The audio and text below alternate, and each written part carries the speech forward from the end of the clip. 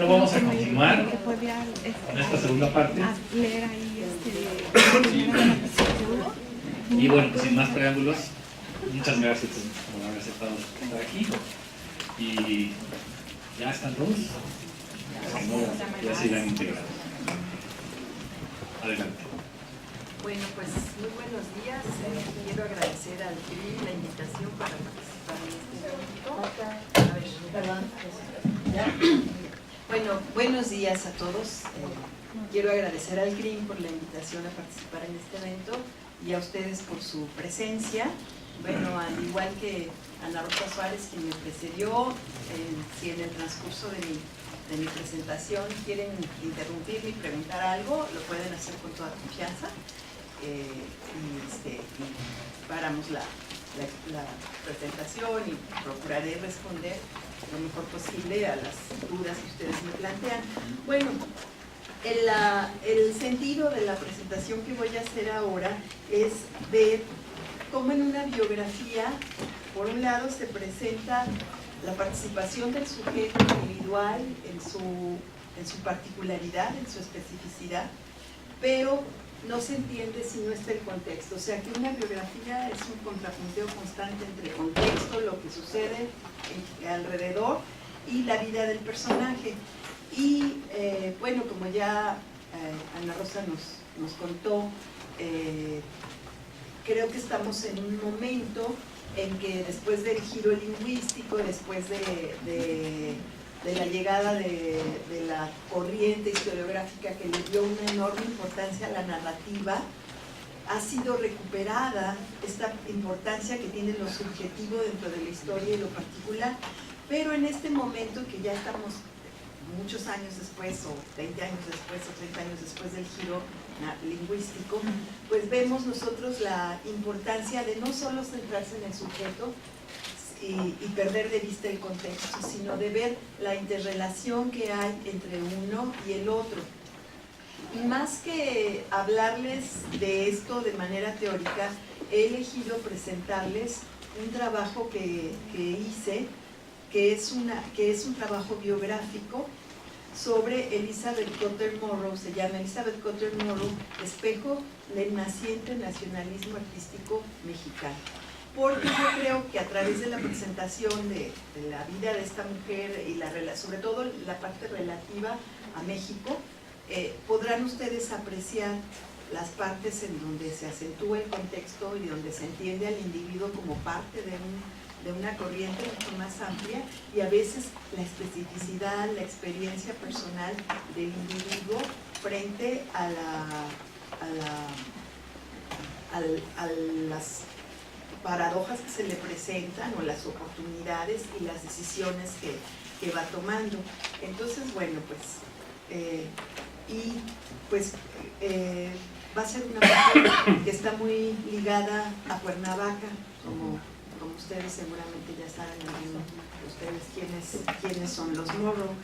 Entonces, bueno, Elizabeth Cotter Morrow se convirtió, sin proponérselo, en promotora de las artesanías y del arte mexicano a finales de la década del 20 y durante la de 1930. Y lo que yo sostengo es que la mirada de esta mujer y el lugar y el aprecio que tiene tanto por el arte popular mexicano, o las artesanías, como se decía entonces, y por el arte, van a influir mucho en lo que se entiende por arte mexicano de la posrevolución y en lo que se entiende por el nacionalismo. O sea, sin la mirada de los extranjeros, los grandes pintores, por ejemplo, o lo que después se fue construyendo, este nacionalismo mexicano, el aprecio por las artesanías y demás, no hubiera tenido la misma historia si no hubiera sido porque a través de la mirada de los extranjeros y del aprecio de los extranjeros se construyó una identidad. Y yo sostengo que es una identidad en la que están entremezcladas esta mirada extranjera y a su vez esta propuesta del nacionalismo mexicano de los años 20 y 30, que va a ser el que le va a dar forma a la corriente nacionalista más importante del siglo XX. Y lo curioso es que la señora Morrow se convirtió en esta promotora, como yo sostengo, pues por una casualidad, porque estaba casada con Dwight Morrow, y a Dwight Morrow lo hicieron embajador en México en 1927. Ahora, lo interesante de esta mujer es que ella no es uno de los personajes destacados, conocidos por la historiografía, como puede ser Pablo Higgins, Paul Strand, Edward Weston, William Spratling, ¿sí? O los intelectuales como Frank Tannenbaum, Ernest Gruning, Anita Brenner, Frances Turr. Ella ocupó un lugar secundario y de hecho es opacada por la figura de su esposo, porque normalmente todo exportación de lo mexicano y esta moda de lo mexicano que se construyó en los años 20, a fines de los 20 y 30 en Estados Unidos, es atribuido en mucho a su esposo y a ella no. Entonces, lo que yo veo en este trabajo es cómo a través de esta mujer que está en un plano en la sombra, de alguna manera, en el ámbito más bien privado, cómo ella tiene una gran importancia para entender lo que se exportó como mexicano y lo que se constituyó en parte del nacionalismo. Entonces ella se movió en muy diferentes redes a lo largo de su vida, de su familia, luego en la escuela, luego ya cuando se casa, su vida en Estados Unidos y después su llegada a México. Bueno, cuando los Morrow llegan a México, las relaciones bilaterales estaban muy mal. Estaba México al borde de la ruptura con Estados Unidos e incluso algunos pensaban que al borde de una guerra, que era muy posible que estallara una guerra porque había muchos conflictos entre los dos gobiernos, porque no comprendían los diplomáticos estadounidenses lo que estaba sucediendo en México. Y cuando ellos llegan a México, el señor Morrow va a significar una ruptura con las corrientes tradicionales de los diplomáticos que habían estado a México. O sea, en México, a diferencia de los que le precedieron, que tenían una imagen muy negativa, peyorativa de México, ellos van a venir con una mirada más abierta y buscando la manera de comprender y entender qué es lo que está pasando en México. Ahora, esta apertura, digamos, tenía que ver con lo que estaba sucediendo en Estados Unidos. En Estados Unidos hay una corriente contracultural que toma auge en los 20, que valoraba la cultura indígena nativa como la depositaria de los valores que había perdido la sociedad occidental. Y entonces estaban retomando los discursos que desde el siglo XVIII se habían elaborado sobre lo indígena, y esta corriente del contracultural veía a América Latina como una extensión de sus raíces, y a sus culturas indígenas también las quería ver como parte de su pasado.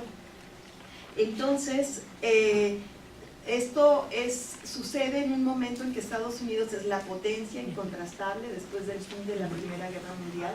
Además también hay un desencanto y el triunfo de Estados Unidos, el control del Caribe después de la Guerra Hispanoamericana, y que entonces se convierte en una potencia, y a su vez es una potencia que está buscando sus propias raíces, y de alguna manera es posible que estas raíces las busque en América Latina. Entonces hay esta corriente, digamos, propicia que muchos artistas e intelectuales migren a México y empiecen a hurgar en los antecedentes mexicanos su propia historia.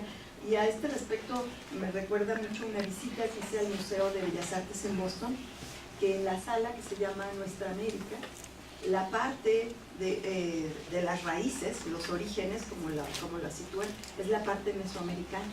Y le dedican un gran espacio a toda la cultura mesoamericana. También hablan de los chichas en Perú y un poco de la cultura indígena nativa en lo que hoy es Estados Unidos, pero ocupa un lugar muy destacado lo mesoamericano. O sea, ellos están viendo su pasado también en ciertos momentos, en ciertas coyunturas, en estas culturas mesoamericanas, estas civilizaciones que tuvimos en nuestro país. Entonces, había en realidad dos visiones. Había una visión tradicional que durante el Porfiriato mejoró un poco, ya no se veía a los mexicanos como salvajes, pero sí se les veía como menores de edad. Pero después de la Revolución, pues sí, la imagen de los mexicanos como salvajes fue la predominante. Y entonces se creó un estereotipo del mexicano como bandido, como revoltoso y conspirador, y era el personaje de todas las películas de Hollywood de la época, pero además también era el personaje en la imaginación de muchos estadounidenses. Y por otro lado está esta visión de la que les hablaba, contracultural, que es una visión romántica, que ve a lo indígena como lo puro, lo que no está contaminado, lo joven, lo que están haciendo y lo que puede llevar a un desarrollo propio, independientemente de la decadencia que ellos ven en Europa después de la Primera Guerra Mundial.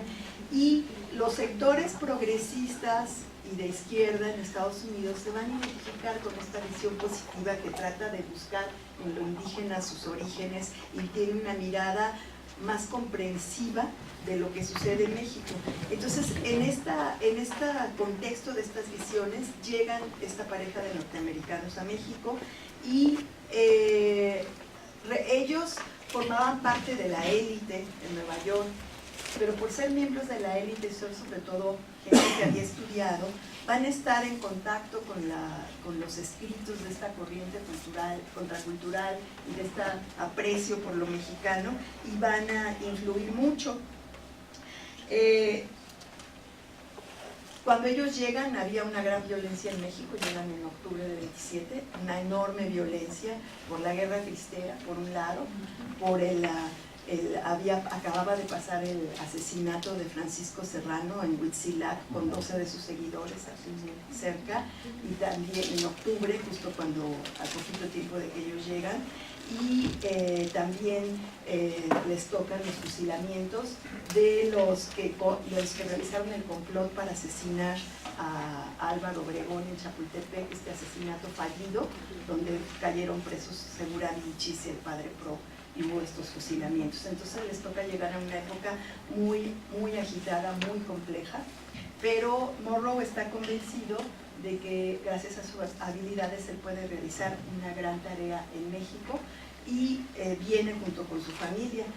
Cuando él le cuenta a su esposa que va a venir a México, su esposa se decepciona y dice ¿cómo me voy a desprender de todos los privilegios que tengo en Nueva York y de las comodidades por irme a un país como México, ¿no?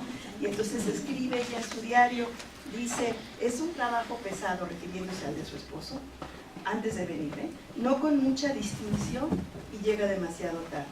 No hay patines ni trineos en mi saco, dice Santa Claus, pero hay un simple silbato pequeño si lo quieres.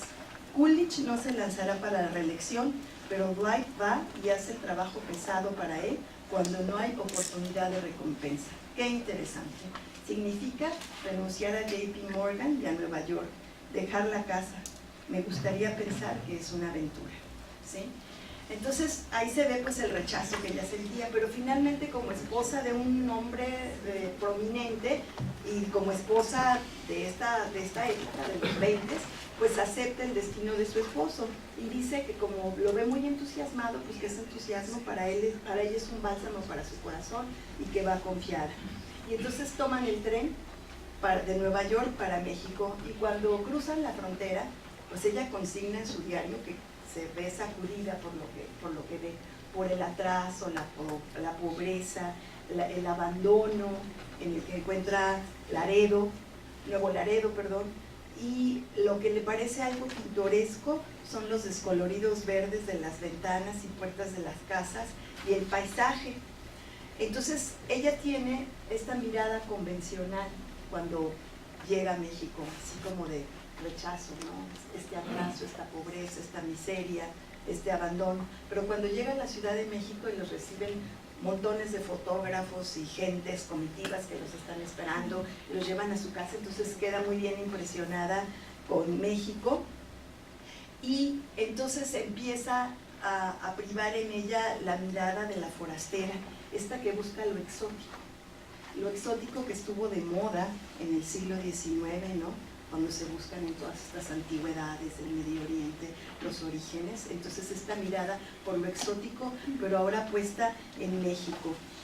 Y es interesante porque en su diario, ella no comenta que el tren en el que viajaban venía fuertemente custodiado por el ejército, porque había amenazas de volar el tren de los cristeros. Y creo yo que esta va a ser una característica de ella, las partes que no le gustan, ocultarlas, ¿sí? No decirlas, o sea, las pasa por alto. Bueno, ¿quién era esta mujer? Elizabeth Cotler Monroe, su nombre de soltera, nació en Cleveland, Ohio, en 1873. A los 9 años murió su hermana gemela, de tuberculosis, y ella le afecta tanto esta muerte que se va a refugiar en la lectura y en la escritura de su diario. Va a ser una niña bastante introvertida que no va a jugar con los demás.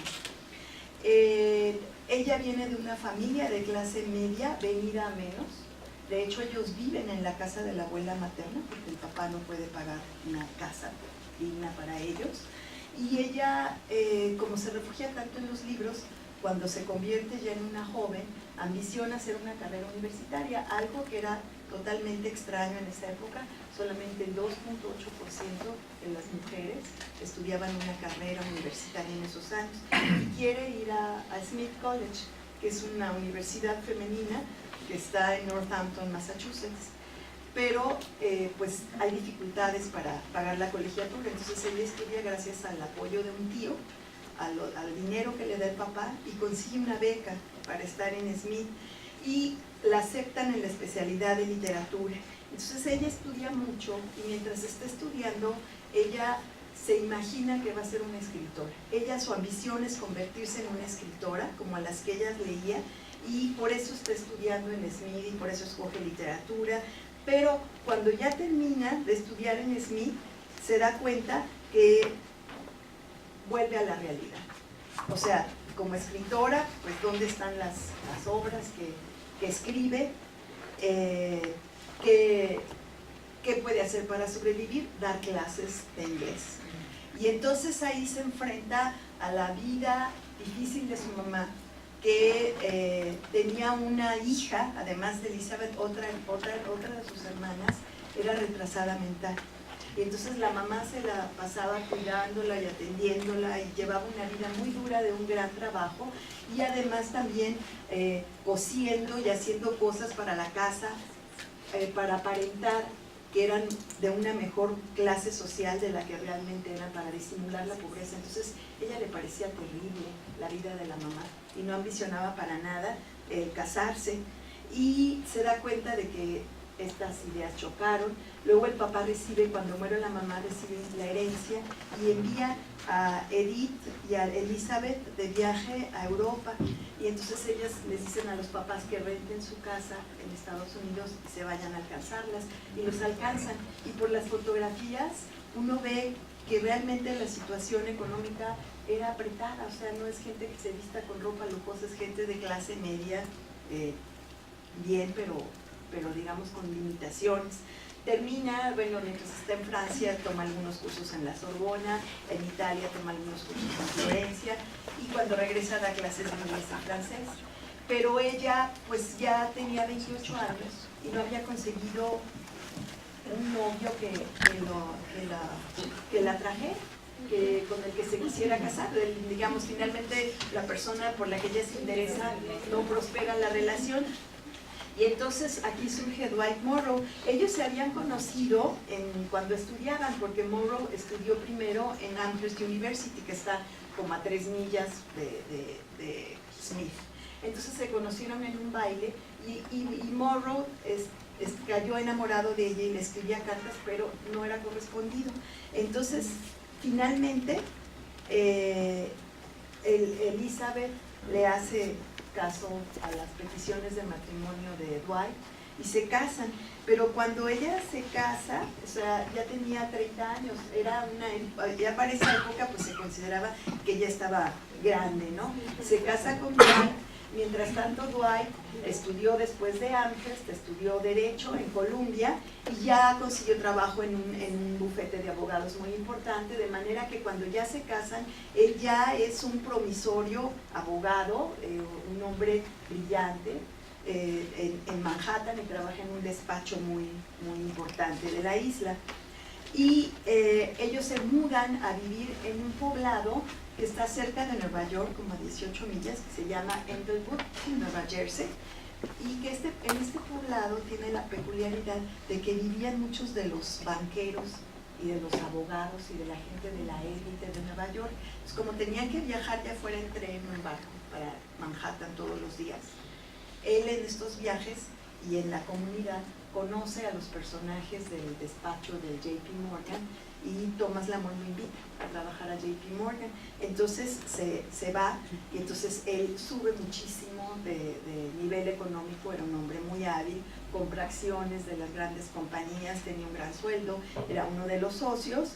Y Elizabeth pues era una mujer de la élite que jugaba golf, que se dedicaba a las actividades filantrópicas, a mejorar las relaciones de su marido y de la familia con las familias prominentes, a lo que se llama el capital social, o sea, todas estas relaciones con gente poderosa que en un momento dado son tan importantes para ascender socialmente.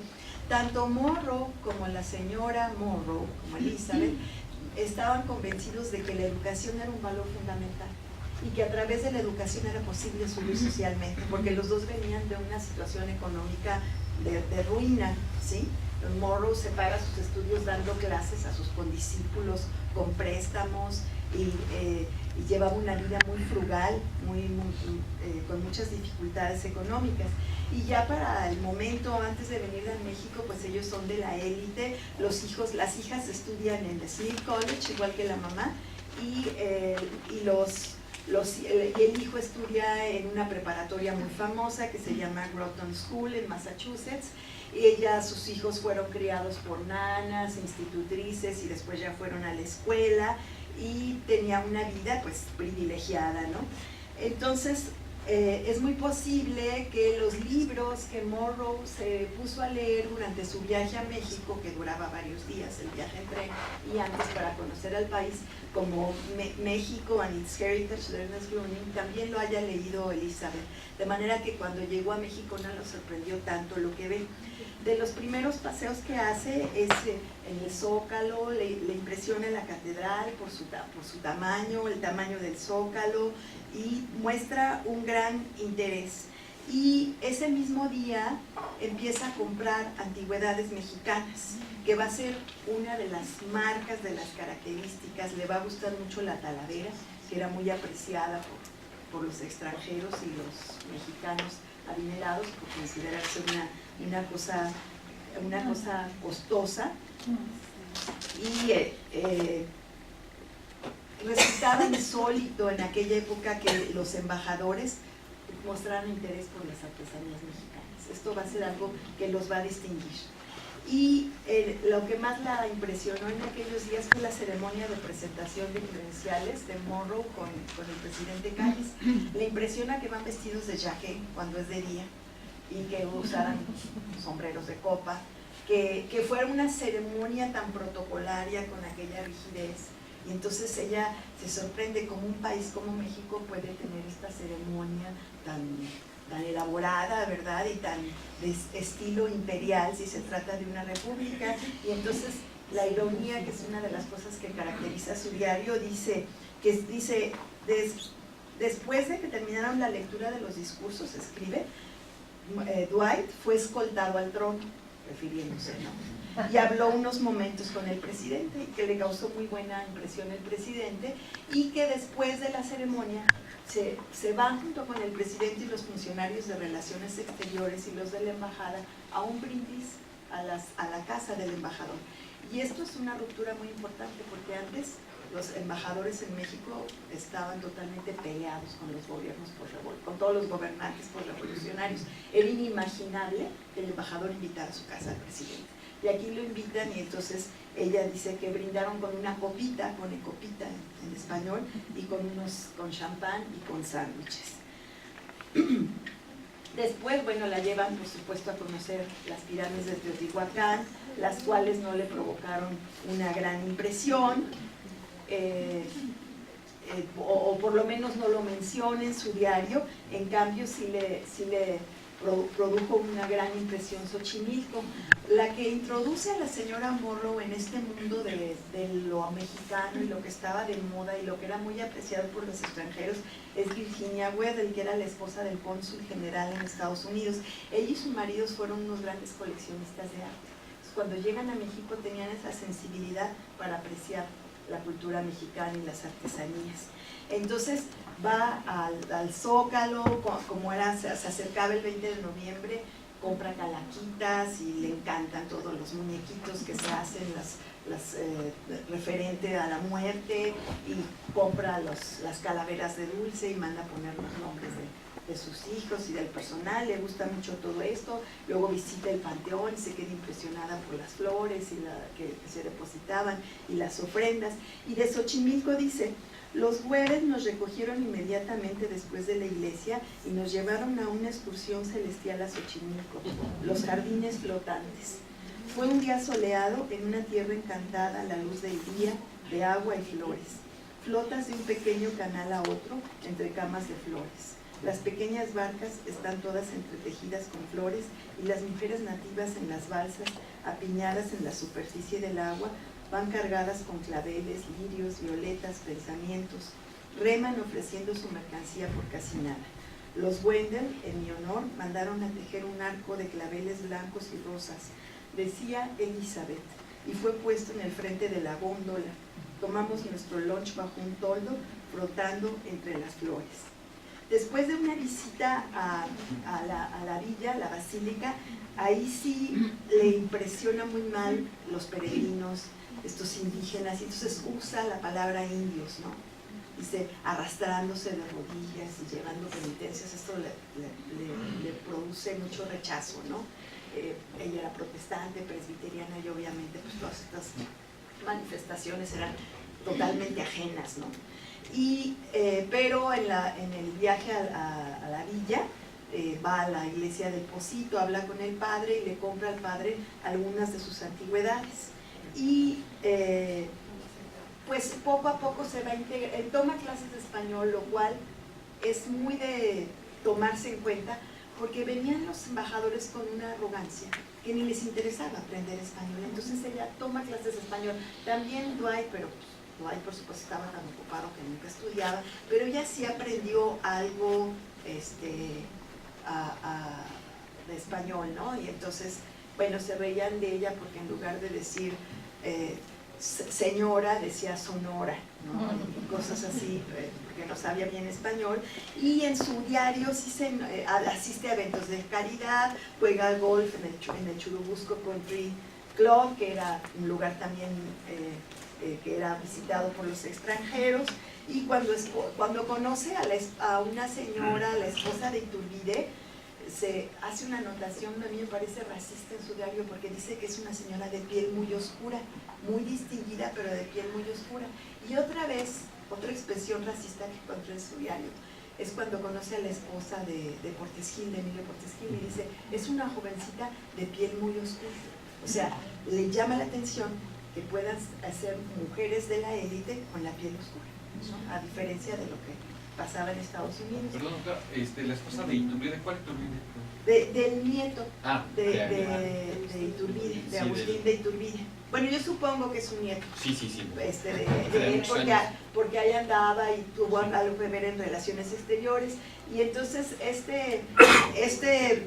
Iturbide escribe un verso que les gustó mucho, que se los voy a leer, así como esas calaveritas que se escriben tanto en México. Entonces les escribe a los Morrow esto: ahora sí, país del mañana, hasta ayer triste sorrow, Tío Sam prestó su macana to fix the whole thing tomorrow. Esta tierra mexicana a ser su amiga te invita, pero no para mañana, lo queremos ahorita. O sea, es jugando con la palabra tomorrow, y hablando de lo que pasaba.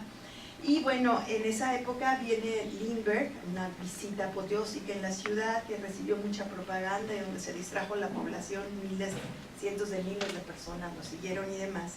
y entonces le hacen muchísimas recepciones, corridas de toros le hacen una gran ceremonia en el Estadio Nacional, que el Estadio Nacional estaba en lo que hoy son los condominios Juárez, ahí en la colonia Roma. Al final de la colonia Roma, donde se terminaba, ya en los llanos, allí construyen el Estadio Nacional, lo derrumbaron en los años 50, y ahí era donde tomó posesión, por ejemplo, Calles, toma posesión en el Estadio Nacional.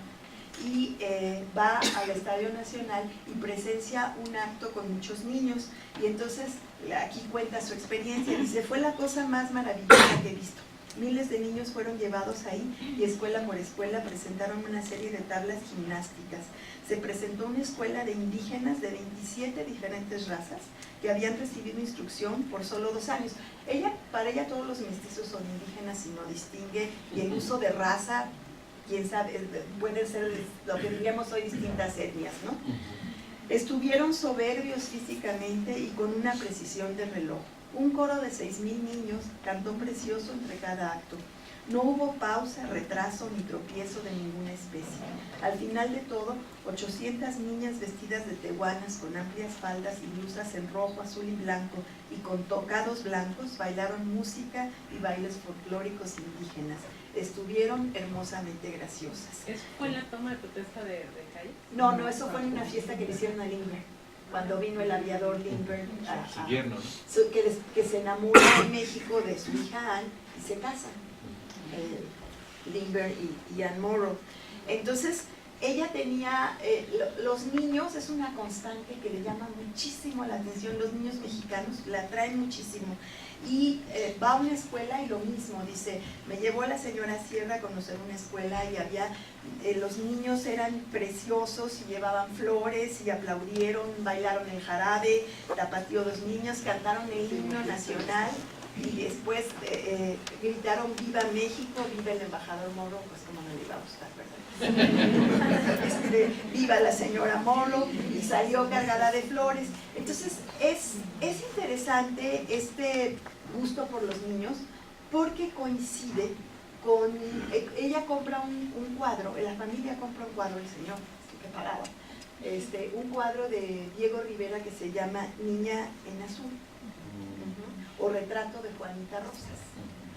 Y es curioso porque esta imagen de niños indígenas es muy buscada entre los extranjeros, es algo que es apreciado en general, a tal punto que cuando Diego Rivera tenía problemas económicos, rápidamente pintaba unos niños sencillitas de miles, seguramente ustedes han visto miles de reproducciones de los niñitos, y llegaban los estadounidenses e inmediatamente compraban esos cuadros y ella obtenía dinero para seguir sobreviviendo. Y entonces, bueno, yo veo en este gusto de la señora una moda que se pone en ese tiempo de aprecio por los niños indígenas. Les parecen algo muy, muy curioso, muy exótico, llaman su atención y bueno,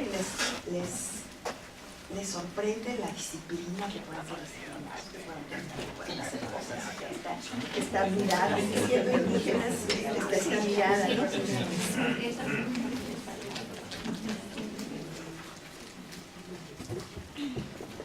Bueno, la señora Weddell la presenta con uno de los más entusiastas promotores de la cultura mexicana, que es René de Harnoncourt, que se aprecia. Esta es una invitación que él escribe a la señora y al señor Morrow a una fiesta indígena. Este René de Harnoncourt trabajaba, era un conde austriaco, que la familia se arruinó por la Primera Guerra, y vino a México porque él tenía formación como químico, pensando que se podría emplear en la minería, pero llega, está la revolución terminando, no consigue trabajo, y como era un hombre con una gran sensibilidad, él consigue trabajo arreglando aparadores y pintando carteles. Y entonces lo presenta, la conoce la señora Weddell y lo presenta con Frederick Davis, que Frederick Davis tenía una tienda que se llamaba The Sonora News Company, que estaba en la calle de Madero. Esta tienda originalmente fue una tienda del ferrocarril, Pacífico de Estados Unidos, donde vendían periódicos y guías para turistas y mapas de los ferrocarriles para los que venían. Pero poco a poco el señor Davis la compra y entonces le da un giro y empieza a vender artesanías y empieza a vender obras de arte. De manera que era una galería, me parece a mí muy interesante, porque al mismo tiempo que vendía las obras de arte de los pintores de moda entonces de la Escuela Mexicana de Pintura, también vendía las artesanías. Y es interesante que se pongan a este nivel, ¿sí? Si bien en precios es diferente, pero es interesante que en un mismo aparador exista esto. Y creo que en esta postal que pueden ustedes ver, pues se aprecia esta visión atractiva de la indígena. Vean el estereotipo, la pareja de mexicanos cantando, y entonces dice que los invita a una fiesta indígena. ¿Sí? ¿Quién sabe qué será eso? Una fiesta indígena. Ella se vuelve muy amiga de René Harnoncourt y él le ayuda a conseguir muchos de los libros, de las piezas de su colección de arte mexicano y de artesanías que ella empieza a conocer. Ella empieza a coleccionar, entonces colecciona bateas, colecciona tapetes, colecciona tapices. Ahorita vamos a ver algunas de parte de su colección, y también coleccionan obras de arte. Se hicieron amigos también de William Spratling, que vivía en Taxco, y de hecho al señor Morrow se le atribuye que convenció a William Spratling que empezara a hacer diseños de plata para promover la ciudad de Taxco, que era muy bonita, pero estaba muy abandonada en aquellos años, ¿no? Y entonces se le atribuye al embajador Morrow que convenció a Spratling, e incluso Spratling en sus memorias cuenta que alguna vez le prestó dinero, lo ayudó económicamente. Y entonces, bueno, la señora era una gran entusiasta de la cultura mexicana y les gustaban mucho las artesanías. En 1928 los Morrow conocen Cuernavaca porque los trae el embajador británico, Esmond O'Veil, quien tenía una casa en Cuernavaca, y se enamoran tanto del lugar que compran 3 terrenos y una casita de adobes y los van conectando por terrazas y escalinatas y balustradas, y en esta casa se convierte en el lugar donde van a exhibir lo mexicano. Entonces ella la muebla con muebles mexicanos, sillas, petates, tapetes, las paredes las adorna con bandejas de linalá, con cajas, cofres. Todo esto forma parte de la colección de arte popular de los Morrow, que está en Amherst College, donde se encuentra el archivo del señor Morrow, y el archivo de la señora Morrow se encuentra en Smith College, donde él estudió. Entonces, bueno, les atrae muchísimo Cuernavaca y se hacen una casa de descanso, y les ayuda a hacer la casa William Spratling hace los diseños de la casa, y un maestro de obras local es el que construye la casa, tratando de hacer una casa de pueblo. Esta casa, no sé si exista todavía, pero yo hace como 3 años vine, y es un restaurante, sí, que se llama La India Bonita. Bueno, todavía se conserva la parte de arriba y está en la calle Morrow, ¿sí? Ahí en el centro. Entonces, la casa de Cuernavaca se convierte como en un emblema de la cultura mexicana, en una época en que muchos peregrinos políticos, como les llamaron, de artistas estadounidenses, se vienen a México a buscar sus raíces, sus orígenes, a ver en la revolución como mexicana, la ven los sectores de izquierda, sobre todo progresistas, como el futuro, como algo que hay que ver, en lugar de verlas con el desprecio que lo veían la parte más conservadora, digamos, de la sociedad norteamericana, como las salvajes y los que rompieron con todo y no respetaron a la propiedad. Los sectores de izquierda lo veían como una cosa muy encomiable a la revolución, y estas ideas, decían, son para reformar y rehabilitar a este país, entonces eran muy bien vistos. Y entonces, en palabras de José Clemente Orozco, dice que en aquellos años, dice él, fue cuando empezó a inundarse México de petates, ollas, guaraches, danzantes de chalma, zarapes, rebozos, y se iniciaba la exportación en gran escala de todo eso.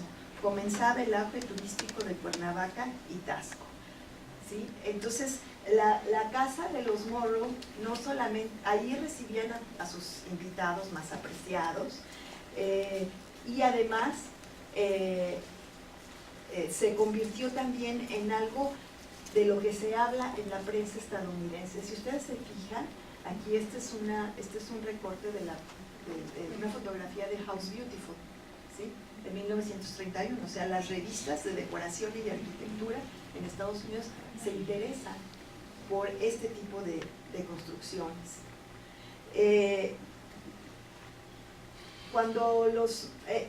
René de Harnoncourt pintó este paisaje de Cuernavaca tal como se veía en ese entonces cuando construyeron la casa.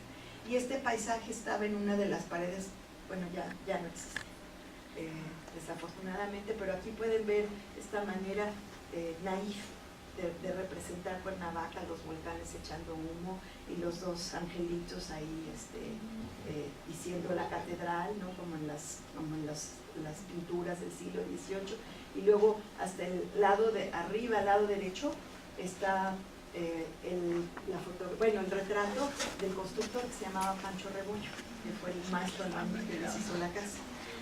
En diciembre de 1928 los Morrow dieron una gran fiesta en Englewood, porque inauguraron su casa. Se hicieron una casa lujosísima en Englewood, que todavía existe la casa.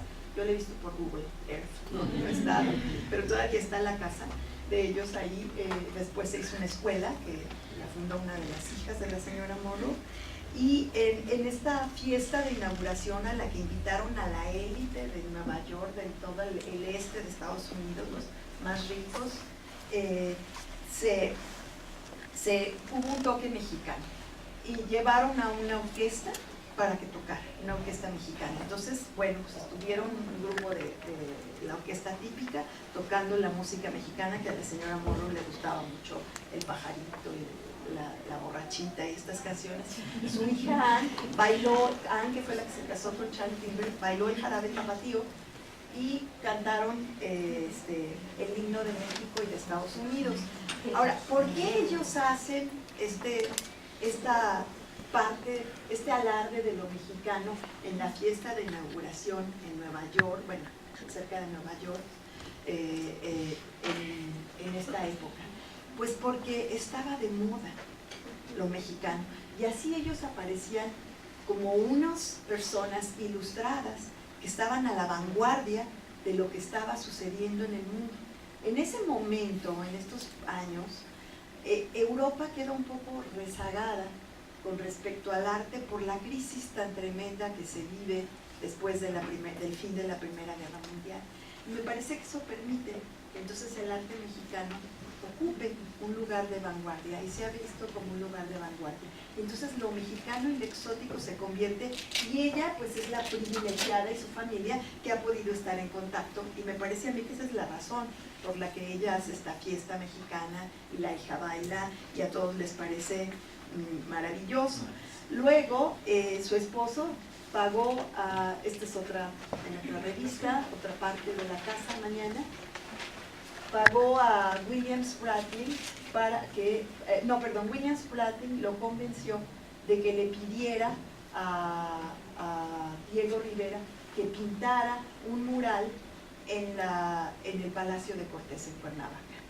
Y es interesante cómo un embajador que había sido miembro de JP Morgan, o sea, un capitalista con toda la barba, ¿verdad?, se convierte en mecenas de Diego Rivera, y cómo Diego Rivera acepta. Incluso hay algunos autores como ahorita no recuerdo el nombre, que hablan de que les prestaron a Diego y a Frida la casa de Cuernavaca, que se llamó Casa Mañana, también jugando con esto, mañana, tomorrow, ¿sí? Entonces, le prestan la casa a Frida y a Diego mientras él está pintando el mural en Cuernavaca. Este mural, estas son las revistas de la época en inglés, tratando de promover lo mexicano y el turismo mexicano. Ahí están el señor y la señora Morrow en su casa de mañana, y ahí está la imagen del mural que seguramente ustedes conocen. Cuando se termina el mural, la embajada española protesta porque dice que cómo es posible que un embajador haya pagado para un pintor hiciera un mural en donde los frailes españoles y los conquistadores son tan mal presentados como unos asesinos y bla bla, y se forma toda una controversia, pero pues Morrow estaba acostumbrado a las controversias y no hizo caso. Y bueno, creo que con este mural pues sí pasó a la historia, ¿verdad? Pasaron a la historia los Morrow. Entonces, en 1928, ella, que tenía estas aspiraciones literarias, curiosamente la vida la llevó a ser la esposa de un señor millonario y andar en la élite y olvidarse de esto. Pero justo la llegada a México hace que se fijen en ella y entonces le empiezan a publicar poemas en Estados Unidos. Entonces surgen sus primeros poemas primero en una revista Saturday Review y después en Harper's Magazine, y después en 1930 Harper's Magazine le publica, que era una revista buena, así con buen prestigio, le publica un poema que se llama The Maguey, y en este poema ella habla del maguey y como de esta planta que tiene que dar su savia, y se muere, antes de florear lo cortan, o sea, la vida del maguey, ¿no? Y la bebida del pulque, es así como una elegía a todo esto. Y entonces este poema va a hacer que ella sea reconocida en Estados Unidos como una escritora importante, no muy importante, pero digamos como una escritora estadounidense digna de ser mencionada. Y es justo la influencia mexicana lo que le da esa distinción que la separa del resto de sus contemporáneos, o sea, este toque mexicano como se ve en el poema que les describo a ustedes. Entonces es muy curioso, ¿no? Muy paradójico que ella, que no quería venir a México, que lo que ella con tanta desconfianza acabe enamorada de México y que sea lo mexicano lo que le abre las puertas en su país para entrar, digamos, para ser apreciada en el mundo de las letras. Y luego Alfred, uno de los editores de Alfred Knopf, Brentano, le escribe y le dice que quieren publicar un libro que se llama The Painted Pig, un cuento de niños, y que las ilustraciones las va a hacer René de Harnoncourt, pero solamente lo publican si ella escribe el texto, y ella acepta escribir el texto. Bueno, este libro, vean ustedes las ilustraciones, ¿no? O sea, toda la influencia de la pintura mexicana, estas son de René de Harnoncourt. Ella escribe un libro en donde ensalza las artesanías mexicanas, en donde habla de que cada uno es original, este puerquito de barro que después esta niña lo compra, y cuando llega a su casa su hermanito quiere uno igual, y van y le piden al artesano que quieren otro igual, y el artesano dice no, yo no puedo hacer otro igual, tiene que ser distinto. O sea, este valor de las artesanías, porque cada una es única, ¿sí? Y no se producen en masa. Y esta visión de la artesanía y ese valor que tiene como algo único va a tener una gran fuerza en una época en que en Estados Unidos están atravesando por la crisis del 29, la crisis del capitalismo, de la producción en escala, entonces en masa, y entonces adquiere una gran importancia, por eso las artesanías en este contexto justamente. Y finalmente el niño logra que el artesano le haga otra alcancía. Si ustedes se fijan, allá aparecen algunas de las artesanías, por ejemplo estos muñequitos de paja, estas aves labradas en guajes que todavía se pueden conseguir, y presentan el libro, y el libro tiene un gran éxito. Se hacen 2 reediciones inmediatamente en 1930, que es cuando sale el libro, y se hacen presentaciones. Esta es una vitrina en donde aparece el libro, y están haciendo propaganda a este libro de cuentos para niños. Y en muchas tiendas, que se presentan varias grandes tiendas en el este de Estados Unidos, regalaban, decían, si vienen a la presentación les regalamos una alcancía de barro, de puerquito. Entonces tuvo un gran éxito, y este libro fue fue seleccionado como uno de los mejores cuentos infantiles en la Semana Nacional del Libro en Estados Unidos en 1931. Entonces aquí ella hace esta relación con René de Harnoncourt, que ya eran amigos, pero bueno, luego son colaboradores.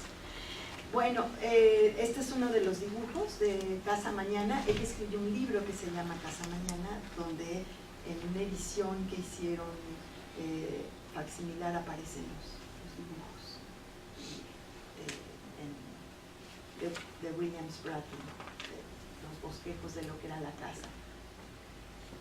Bueno, antes de irse para Estados Unidos, la señora recogió, cuando ya se terminó la gestión de su marido, recogió, y él se va como senador por el estado de Nueva Jersey. Ella recoge toda su colección de arte, de antigüedades mexicanas, pero deja la casa adornada con cosas mexicanas.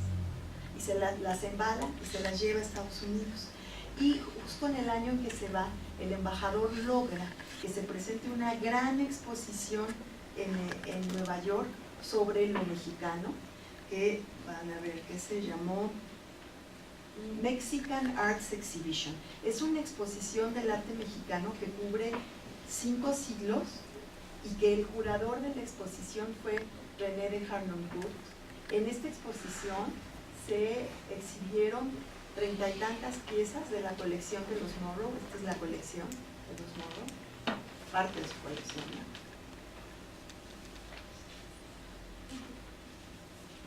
Y esta es una fotografía de la exposición que se presentó en el Museo Metropolitano de Nueva York. Y un amigo me hacía notar, yo no había caído en la cuenta, que la manera como está presentado, estas son la parte de las artesanías, porque presenta artesanías, arte y a los pintores, las obras de Caballete, de los pintores de la Escuela Mexicana de Pintura, de los pintores vivos, que eran pues la vanguardia en México. Entonces es interesante porque, si se fijan, la manera como están distribuidas estos objetos artesanales, artísticos, también considerados artísticos, es la manera como aparecen en las tiendas de Fonart. Si ustedes se fijan, es muy parece Fonart. Si yo les dijera, esto es de Fonart de patriotismo, dirían sí, porque es muy parecido. O sea, como esta manera de presentar quedó como un modo de presentar lo mexicano. Entonces, el Harnoncourt, que es el curador de la exposición y el que escoge las piezas y todo, dice: se trata de una exposición de las artes mexicanas y no de las artes en México, haciendo notar que muchos objetos de arte solo son mexicanos por haber surgido aquí, pero que en realidad no son más que copias de modelos extranjeros. O sea, lo que era copia de modelo extranjero no aparece, sino aparece lo que Harnoncourt consideró genuinamente mexicano. Y gracias a las conexiones del señor Morrow con el director del Museo Metropolitano, es que consigue que esta exposición se presente en un lugar tan prestigiado como el Museo Metropolitano de Nueva York. Y también, bueno, en esta exposición, que tuvo un gran impacto en Estados Unidos, a mí me recuerda, no sé si ustedes recuerden, aquella exposición que organizó Salinas, que se llama Esplendor de 30 siglos, y que circuló en Estados Unidos y en el mundo. O sea, como una cosa que englobaba todo, me parece, en esta ambición de cubrir que tiene pues estos antecedentes en esta exposición. Es la primera gran exposición donde se reúnen artesanías y arte al mismo tiempo. Ya había habido otras, pero en un lugar tan importante. Y esta exposición anduvo de gira por varias partes de Estados Unidos. Se presentó en el Museum of Fine Arts of Boston, en la Carnegie de Pittsburgh, el Museo Carnegie de Pittsburgh, en el Cleveland Museum y en la Corcoran Gallery de Washington, por mencionar a los más importantes. Pero se calcula que lo visitaron alrededor de 450,000 estadounidenses durante los meses que estuvo viajando. O sea, fue una forma de hacer propaganda para México y de presentar una mirada que es interesante, porque sin el patrocinio de los Morrow no hubiera sucedido. Porque aquí los que lo financiaron fueron los Rockefeller, los Guggenheim, el propio señor Morrow, ¿sí? Entonces ellos financiaron que esta exposición circulara por todo Nueva York. Y lo que más llamaba la atención en la exposición eran los fragmentos de los murales que hizo Diego Rivera en Cuernavaca, y que estos murales son considerados como la inspiración de lo que después plasmó en la escalera del Palacio Nacional. Entonces, estos fragmentos de los murales les impresionaron muchísimo porque pues era algo totalmente nuevo. Entonces llevaron fragmentos. Unos de estos fragmentos los compraron los Morrow, ¿sí? Y otros fueron encargados específicamente para la exposición. Y a partir de es de lo que se reproduce más en la prensa, los murales. O sea, los murales verdaderamente los convencieron de que era algo muy, muy importante que había que hacer en México. Entonces, a partir de esta exposición, René de Harnoncourt es contratado por Nelson Rockefeller para que haga una exposición del arte nativo en Estados Unidos. Y después le sigue contratando, y a partir de ese contacto que se conoció Harnoncourt con Rockefeller, él va a ser el primer, va a participar en la fundación del Museo de Arte Moderno de Nueva York, y va a ser el curador de varias de las primeras exposiciones y director del Museo de Arte Moderno de Nueva York, del MoMA, por muchísimos años. Y esto me parece que es algo que es poco conocido, ¿no? Y que es este contacto con la señora Morrow y el señor Morrow lo que permite que Harnoncourt llegue ahí en un momento en que a los Rockefeller, por ser parte también de esta élite, les interesa lo exótico y lo nativo y el rescate de lo nativo, y pues qué mejor que Harnoncourt, que tenía esta sensibilidad. Entonces, realmente él fue organizador del arte, fue un impulsor del arte latinoamericano en Nueva York. Y por la amistad con la señora Morrow, ella conoció, por ejemplo, a Covarrubias en una comida que hizo en 1931, y asistió a otras comidas donde estaban Diego Rivera y Frida Kahlo en Nueva York, cuando Rivera estaba haciendo el famosísimo mural de Rockefeller, que después lo tiraron. Y Elizabeth formó parte de la Mexican Arts Association, que fue fundada por John Rockefeller, que podía promover las artes aplicadas, o sea, las artesanías, y estimular la demanda de esos productos, porque Rockefeller pensaba que si se lograba que se vendieran y se exportaran estos productos artesanales a Estados Unidos, iba a sobrevivir esta artesanía, y era una manera de impulsar. Entonces esta asociación se dedicó a ver cómo podía promover la venta de artesanías y mejorar el embalaje, etcétera. Y en 1931 el Museo Metropolitano, el Museo de Arte Moderno, el MoMA, presentó una exposición individual de Diego Rivera, que es la segunda exposición individual del Museo Metropolitano. La primera fue de Henri Matisse. O sea, creo que esto nos habla del impacto que causaron, el primer impacto que causaron estos pintores. Entonces, hizo una exposición de Diego Rivera, y le pidió al Museo de Arte Moderno que pintara fragmentos de los murales que había hecho en México. Y él lo hace, y tiene un gran éxito la exposición. En esta exposición figuraron tanto el retrato de Juanita Rosas y esta niña que compraron, que era de ellos en aquel momento, ahora no sé a quién pertenecerá, y también un fragmento de esta escena del mercado, que este fragmento se lo pidió Elizabeth a Diego Rivera que lo realizara para regalárselo a su esposo en su cumpleaños. Entonces este fragmento también participó en esta exposición. Y después me encontré que entre 2011 y 2012 el Museo de Arte Moderno de Nueva York presentó una exposición que se llamó Reproducciones en color de los frescos mexicanos, entre 2011 y 2012. y se llamó el subtítulo los murales de Diego Rivera para el Museo de Arte Moderno de Nueva York.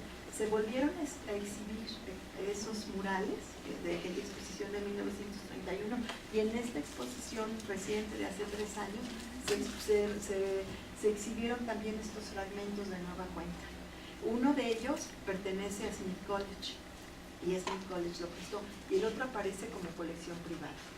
No sé si todavía lo tendrá la familia o no lo tiene.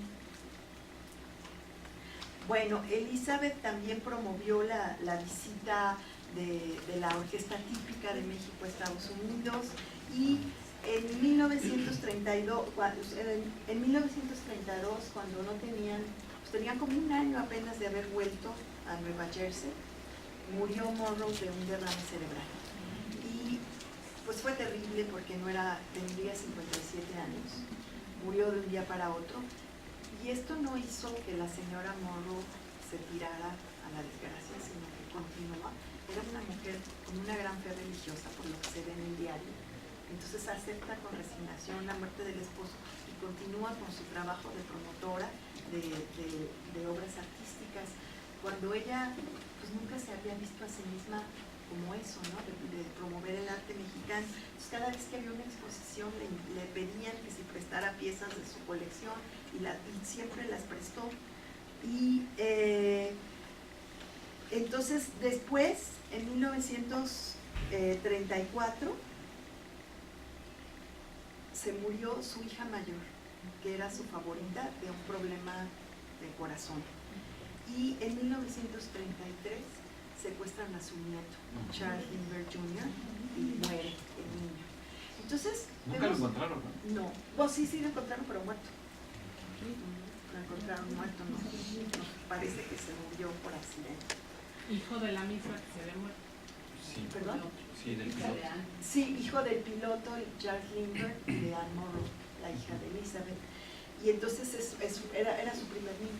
Y lo que pasa es que Lindbergh era un personaje que donde se presentaba se hacían unas manifestaciones de gente espantosas, no pueden tener vida privada, lo persiguen los paparazzi, se tienen que ir a vivir a un lugar muy alejado, con guardias, etcétera, y por eso le secuestran al niño, porque era un hombre que tenía una gran notoriedad. Si salía en la prensa y donde se paraba, se hacían aglomeraciones. Él se queja mucho de esto y Anne Monroe también, incluso se van de Estados Unidos después, pocos años después del secuestro, se van a vivir a Inglaterra.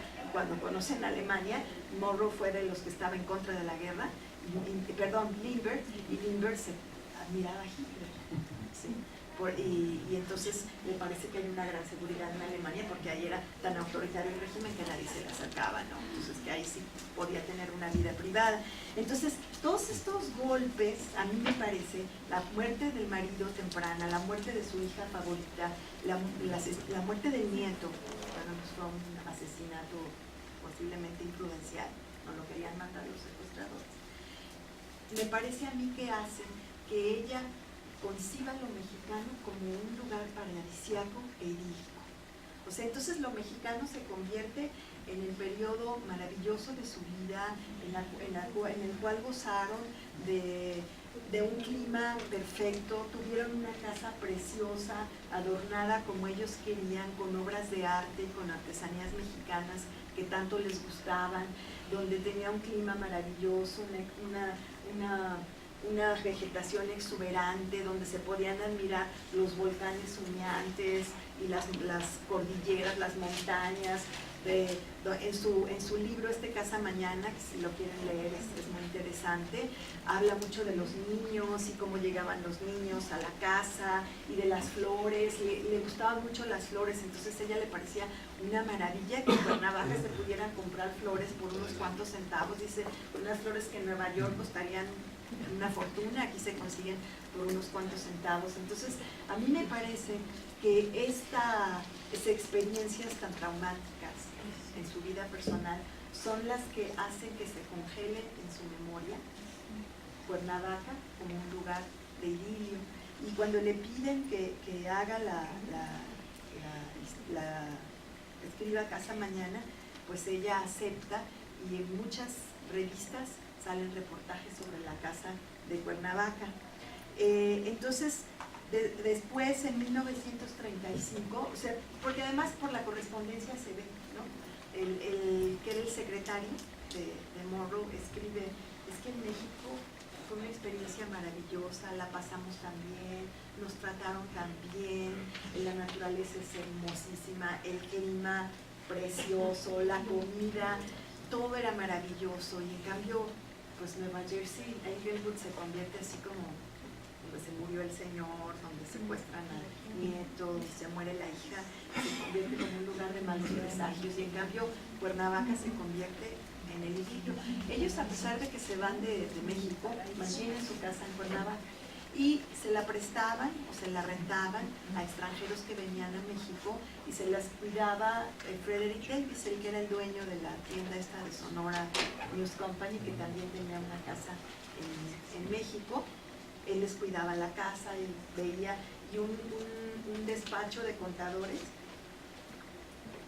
uno que se llama Bash and Reeves, en Correa ahora, era el que llevaba las cuentas y les mandaba las facturas, y ellos mandaban el dinero y demás.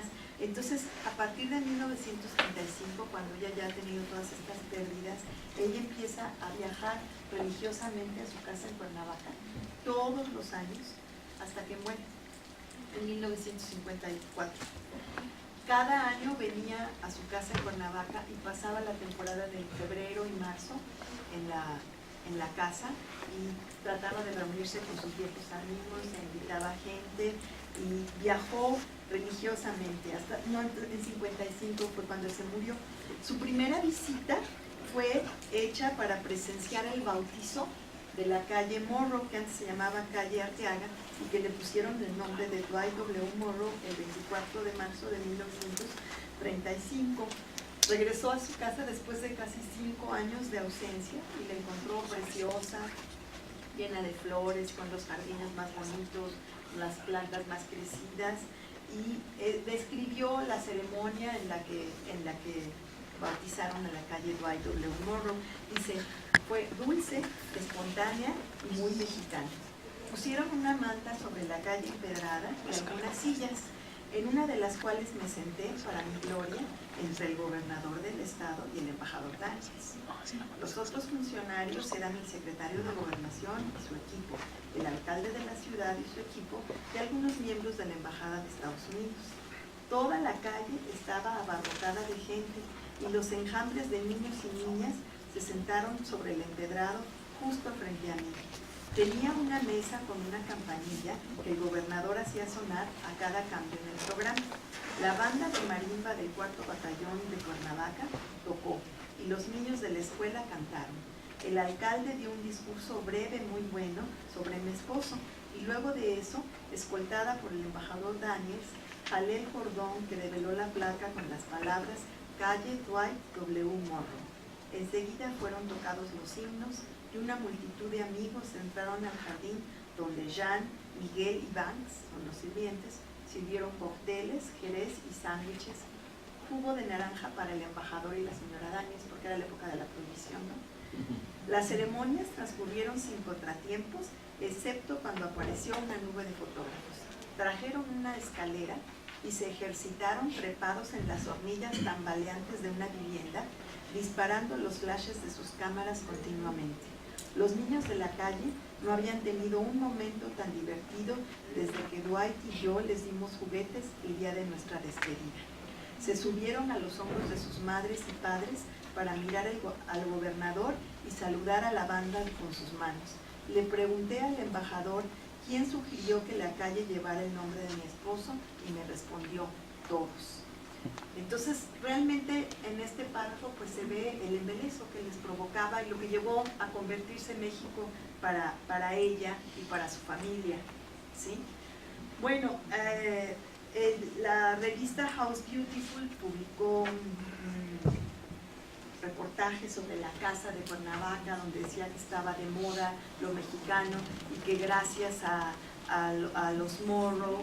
Se sabía ahora que Cuernavaca era un poblado turístico, que estaba apenas a 2 horas en carro de la ciudad, que todos podían ver, que la arquitectura era maravillosa. Este reportaje lo escribió Frances Flynn Payne, y entonces ella criticaba a la arquitectura colonial californiana que estaba de moda en esos años en Estados Unidos, y decía, eso es una cosa inventada, eso no tiene que ver con la realidad. Lo auténtico es esta casa de los Morrow en Cuernavaca. Esa arquitectura es la verdadera, la original, y eso tiene una gran vitalidad. Entonces, pues, en conclusión, vemos que esta mujer, sin habérselo propuesto, se convirtió en promotora del arte. Y que ese rescate de lo mexicano, lo que ellos seleccionaron para que figurara en su casa, en las exposiciones de arte, en lo que adquirieron, fue lo que se convirtió como en el emblema del nacionalismo y del arte en esos años. Y que es muy importante, bueno, hubo muchos artistas, intelectuales que viajaron a México en esos años, pero es muy importante no perder de vista que la mirada de un extranjero es muy importante para fijar el contenido del nacionalismo, porque nos está reflejando lo que otros ojos aprecian, y esto nos permite vernos de distinta manera. Entonces, no es casual que estos extranjeros se hayan fijado en las artesanías y el arte que formaron parte del nacionalismo revolucionario, del nacionalismo mexicano en una gran parte del siglo XX, que todavía esta construcción de signos identitarios mezclado con lo mestizo, lo indígena, esta ficción pues que es finalmente el nacionalismo, fue construida a través también de la mirada de los extranjeros, uno de las cuales fue la señora Morrow, y que su biografía, me parece a mí, permite comprender tanto las corrientes intelectuales y culturales que estaban de moda, como el peso específico de la vida y de la experiencia personal de cada uno. Uno de su libro Casa Mañana fue publicado en 1933 en Estados Unidos, y este se consigue en línea. Si lo googlean, se consigue en línea, está con los mismos se puede bajar gratis. Ella en México se hizo amigo de los pintores, como de Adolfo Bess Mugart, fue muy amiga, también conoció a Covarrubias, a Orozco, etc. O sea, realmente fue muy importante para ella el haber convivido con todos estos artistas, y con Gamio, con Cilia Nuttall, que era una antropóloga que estaba en México y que la llevó a conocer el paseo en Santa Anita, que se celebraba entonces en Semana Santa, y todo esto que ella a través de se publicó su diario en 1952. Quizá para ella lo más importante de su vida fue que logró ser rectora de su alma mater entre 1900, me parece que es 48 y 49, fue rectora de 39 y 40 de Smith College, y esto para ella fue el honor más grande de su vida, haber sido rectora de su alma mater. Esta universidad es una universidad privada, igual que Amherst, donde estudió el marido, que durante muchos años fue una universidad para la élite estadounidense, y también durante en algún momento en los años 70 y 80, como era una universidad femenina, la universidad hizo una encuesta entre las alumnas y las exalumnas para ver si convertían a Smith en una universidad mixta donde estudiaran hombres y mujeres. Es una universidad que se ha especializado sobre todo en arquitectura y en arte, ¿sí? Y entonces dijeron que no, que siguiera siendo una universidad femenina. Entonces ahora es muy conocida por los estudios de género, esta universidad. Allí hay muchos proyectos de estudios sobre mujeres, y pues claro que la universidad tuvo mucho que ver en promover a estas mujeres. Entonces, para ella, este fue el gran logro de su vida. Para mí, creo que el gran logro de su vida fue haber promovido el arte y la artesanía sobre todo mexicana, sin sumir, o sea, no me puedo imaginar, por más que al señor, creo que ninguno de ustedes, el señor Morrow, le gustara muchísimo la artesanía mexicana en los mercados, escogiendo guajes y calacas, pues esto lo hacía la señora, o sea, la colección de arte popular la armó la señora, con la ayuda de René de Harnoncourt, de Frederick Davis, de William Spratley, que Spratley, por ejemplo, les conseguía obras de arte prehispánico que integraron a piezas de cerámica de arte prehispánico que integraron a su colección. Y entonces es curioso cómo ella mira su vida desde su perspectiva y cómo la mirada de fuera, en este caso de una mexicana, es otra, y le damos una importancia distinta. Si ella no hubiera realizado todo este préstamo de su obra en Estados Unidos, pues posiblemente la visión que tendríamos ahora de lo mexicano sería distinto, porque ellos fueron, claro que había muchos otros promotores, no fueron los únicos, yo aquí estoy refiriendo a ella en especial, porque es una persona que está como a la sombra, detrás de los grandes personajes, por haber sido una esposa de alguien. Ahora, la señora, también para terminar, creo que es importante hacer este señalamiento, la señora Morrow, a pesar de esta apertura a la corriente contracultural, era una mujer conservadora, ¿sí? Ellos eran miembros del Partido Republicano. Por ejemplo, a diferencia de otras mujeres de una generación más joven que ella, de Nueva York, que fueron mujeres que lucharon por el sufragio, porque les decían el sufragio de las mujeres, que lucharon por la igualdad de las mujeres, que lucharon por el control de la natalidad, porque las mujeres pudieran planear la cantidad de hijos que iban a tener, porque las mujeres estudiaran, por la atención a los niños. Ella, por ejemplo, en este grupo de estas mujeres militantes, sobre todo del Partido Demócrata, entre las cuales se encuentra Eleanor Roosevelt, pues sí hay un mar de diferencia, porque estas mujeres eran mucho más progresistas, eran también de la élite, porque Eleanor Roosevelt también formaba parte de la élite del este de Estados Unidos, pero políticamente eran distintos. Los Morrow eran republicanos, aunque eran del sector republicano progresista. El señor Morrow, que algunos lo acusan de que era alcohólico, fue de los que, entre sus cosas que promovió cuando fue senador, porque se acabara la prohibición, porque eso había traído muchos crímenes y una ruina económica absurdo que se mantuviera la prohibición. Bueno, pues eso sería todo por mi parte. Quedo abierta a las preguntas de ustedes.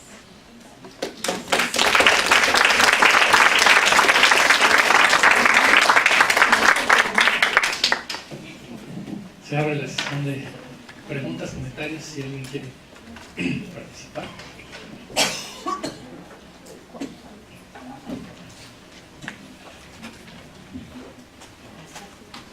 Muchas gracias por la magnífica exposición. Y yo quería preguntarle, bueno, ¿cuántos años le tomó hacer el libro? Bueno, no es un libro, es un artículo todavía. A lo mejor algún día escribo un libro, pero no lo sé. Pero sí me llevó bastante tiempo, porque fíjense que escribir una biografía es algo realmente muy complicado. Por ejemplo, estaba leyendo una biografía que escribieron al del proyecto Oppenheimer, el director del proyecto Manhattan, y lo escriben entre dos, es una biografía en 2 tomos, tardaron 10 años haciendo la investigación, porque actualmente, como decía Ana Rosa, se consultan los diarios, que muchos anglosajones escriben diarios, tienen esa costumbre y se preservan los diarios, porque aquí más bien los escondemos, las cartas. Entonces, yo hice un viaje a Smith. Primero hice uno a Amherst, porque primero hice un trabajo sobre Morrow como embajador, donde tuvo un peso importante esta parte de la diplomacia cultural. Y después por eso me quedé con la idea de trabajar a la señora, porque por la señora no sé, pero por la señora era muy importante. Y entonces estuve en Smith 10 días, antes había estado en Amherst por una semana, y pues ha sido a lo largo de varios años, no me he dedicado de lleno. Cuando fui a Smith traté de fotografiar la mayor parte del diario de la señora, porque el diario está publicado, pero nada más se llama The Mexican Years, o sea, los años que ella vivió en México, o sea que son muy poquitos. y está el diario de ella desde que era pequeña. En Smith, en la colección de archivos de Smith, está el diario de ella, están los diarios de las hijas, están los papeles de Anne Morrow, la esposa de Lindbergh. Hay mucha información, por ejemplo, sobre todo lo que sufrieron ellos con lo del secuestro y demás. Eso ni lo toqué. Entonces, tomé muchas fotografías del diario y espero algún día poder hacer un trabajo un poco más grande. Le comentaba esto porque acaban de inaugurar en Cuernavaca el Museo de Arte Indígena Contemporáneo, la UAM. Entonces, bueno, al escuchar toda su investigación, yo digo que sí sería interesante, pues bueno, que hubiera esta información o que usted diera una conferencia en ese museo, porque esto es un antecedente. Claro que lo que vemos en el museo pues ya son artesanías más modernas, ¿verdad? Pero pues las de esa época pues eran sensacionales, ¿no? Sí. Entonces ha cambiado mucho, pero sí sería muy interesante que hubiera toda esta información. Sí, es que sí, esta información es como de la que se pierde, ¿no? No es de los titulares. ¿Y nada más qué edad le llevaba el señor Morrow? Eran de la misma edad. Ah. Eran de la misma edad, nacieron en el mismo año.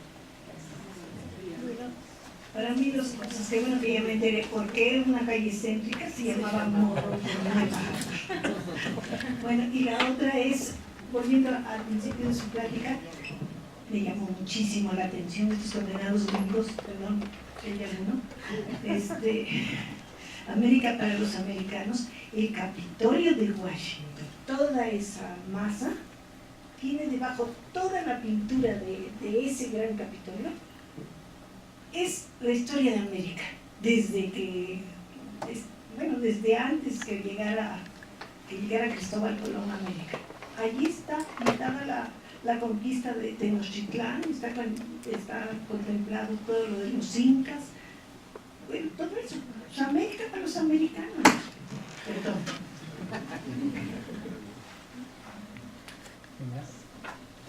Una pregunta entre tantos datos. ¿Cuál es el nombre de la institución que tiene la colección? ¿De la señora? Sí. Se llama Smith College. Sí. ¿La universidad donde Se llama Smith. es en la universidad? Es en la universidad, en Smith College, y se llama, el archivo se llama Sophia Smith Collection, y el fondo, Family Morrow Papers. ¿Cuántos años estuvieron en México? De 27 a 33 años. Pero ¿y esa exposición se ve? ¿Está? ¿Cómo está en la foto? No, claro que no, está en Nueva York. ¿Pero está abierta, pública como permanente? No, ¿O está embodegada? La colección de arte está embodegada en Amherst, en la Universidad de Amherst, que fue donde estudió el señor, en Amherst College. Entonces ahí está la colección de arte, digamos. Bueno, cuando yo fui, muy amablemente me permitieron ver algunas cosas. ¿Sí? Me sacaron algunas cosas, porque hubo una exposición de los moros en 2005, algo así. Entonces, me permitieron ver y hay un libro publicado sobre esa exposición, que es de donde yo saqué las ilustraciones de los jarrones y de los que tenían. Entonces, ellos me permitieron ver algunas de estas piezas y me dijeron que la parte, eso me dijeron a mí, que la parte más costosa, la directora del museo se llama Med Art Museum, y en ese museo de Amherst estuvo la exposición, que la parte más costosa de la colección de los Morrow, según ellos, estaba en Smith, porque Smith es una escuela muy elitista, como les comentaba, y entonces tiene un pequeño museo donde hay cuadros de Diego Rivera, de Picasso, o sea, obras de arte realmente importantes. En cambio, el museo de Med Art, del Museum, de allí de Amherst, es mucho más modesto. Y está en New Hampshire, ¿verdad? No, está en Massachusetts. En Massachusetts, está como a 2 horas y media de Boston, en autobús. Ahí sí nada más se puede ir en autobús, por carro, no hay avión. Bueno, muchísimas gracias. Me parece muy interesante esta idea de cómo las circunstancias llevan al personaje a realizar acciones, ¿no? Creo que lo comentábamos en otra conferencia pasada, de dónde surgen las ideas, ¿no? De dónde surge el actuar de los personajes y a veces es muy complicado ubicarlas, ¿no? Y decir, este momento fue determinante para que él hiciera esto. Y como lo mencionaba en un inicio, ¿no? El venir a México, cómo va a cambiar la vida del personaje, ¿no? Y cómo de ser algo que, o de ser alguien que no significaba, va a lograr tantas cosas, ¿no? Pero me llama mucho la atención en el aspecto metodológico. Lo difícil que puede ser para un biógrafo el hacer como un balance entre el contexto y su vida. ¿A qué me refiero? A qué tan complicado es que le gane al personaje, por ejemplo, todo esto del contexto de las obras, de lo que estaba sucediendo históricamente, de los acontecimientos, a su vida personal. Cómo el investigador tiene que irlos como mezclando y sin perder de vista ni al contexto ni al sujeto. Creo que esa parte me llama mucho la atención, cómo se logra o cuál es la estrategia en este caso, ¿no? Porque creo que son muchísimos acontecimientos, por ejemplo, las exposiciones, todos estos movimientos y de cómo seguir jalando al personaje y no perder su vida. Bueno, yo creo que eso se logra cuando uno, o sea, bueno, si ya tienes claro quién es tu personaje y vas a hacer una biografía, pues ya va a ser la vida del personaje la que te tiene que conducir. Ahora puedes escoger un aspecto de la vida de este personaje. En este caso yo escogí el aspecto de su interés por el arte y la artesanía, ¿sí? Que siempre viajaba a Europa, en fin, conoció a Virginia Woolf, ¿no? Entonces se movía en un círculo de gentes cultas, leían por lo que salen las cartas, la correspondencia, leían las obras que estaban publicándose en el momento, etcétera, ¿no?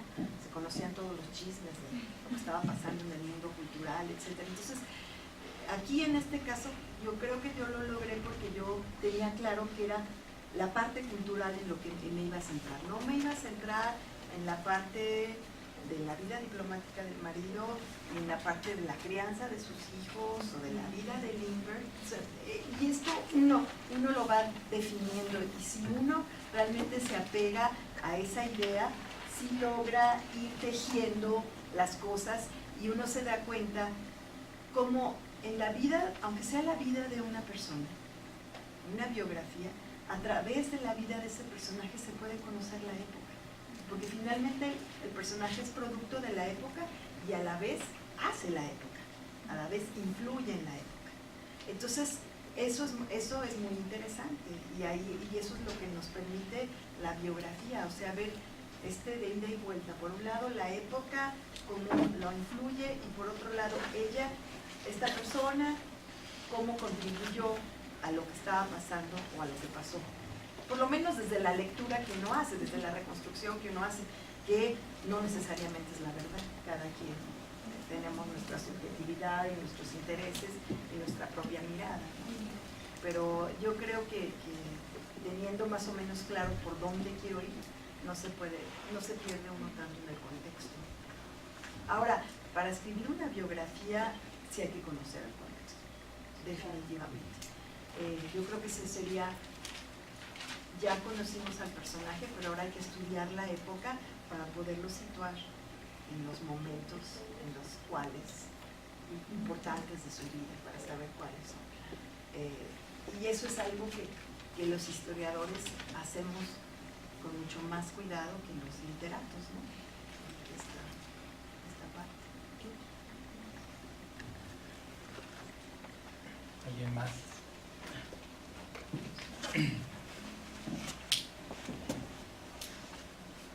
Pues si no hay más... Perdón, es una cosa muy pequeñita, es más bien una trivialidad con respecto al nombre de la calle. La calle de Morro cambia de nombre, primero se llama Miguel Salinas, después se transforma, en la actualidad, digamos que esta calle que atraviesa la ciudad es Miguel Salinas, después se vuelve Morro y después termina como Arteaga, justo la iglesia de Tepetantes para los que vivimos aquí. Yo no me acuerdo si realmente cambió de Arteaga a Morro, porque originalmente toda la calle se llamó San José, según me cuenta mi familia, todavía hace muchísimos años. Yo no sé si esa parte de Arteaga se vuelve Morrow o si de San José cambia a Morrow directamente, solo Pues ella es la que da el dato Ah, ok. de que esa calle se llamaba Arteaga. Arteaga, seguro. Ella es la que yo, pero yo no hay ni idea cómo se llama. Lo saqué de. Esta es una carta, no que yo leí, es una carta de ella.